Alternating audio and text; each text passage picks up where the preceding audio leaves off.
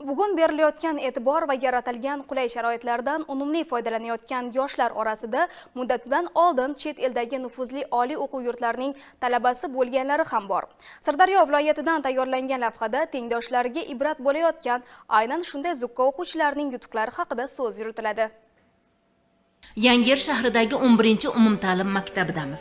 Bu maktabdagi izlanishlar o'quvchilarning o'ziga xos natijalarida ko'rinmoqda. Ayni vaqtda bitiruvchilar safida bo'lgan o'quvchilarning 3 nafari xorijiy oliy ta'lim dargohlariga o'qishga taklif etilib, ular grant sohiblariga aylanib ulgurishdi.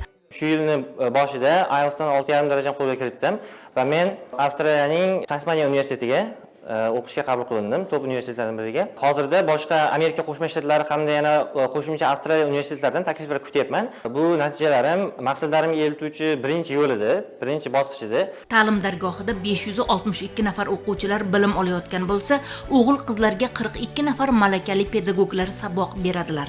Eng ahamiyatlisi xodimlarning xorijda malaka oshirishlari uchun ham bugun imkoniyat bor. Germaniya Federativ Respublikasida malaka oshirib kelish imkoniyatiga ega bo'lganman. Muddat ham qisqa emas, salkam yarim yil o'sha yerda malaka oshirishda bo'ldim. Ta'lim tizimidagi yutuqlarini o'rganib kelib turib, mana o'sha o'zimizda, yurtimizda tatbiq qilishga katta imkoniyatlar bo'lyapti. O'quvchilarning o'zlashtirish darajasi yuqoriki, bu muddatidan oldin talaba bo'lgan Adham Abdug'aniyev misolida ham ko'rinadi. Xullas, maktabda yangicha uslub va yangicha tashabbus asosida ish olib borilmoqda va bu natijalarda ko'rinmoqda. Muddatdan avval bir nechta xorijiy universitetlardan qabul xati olganman.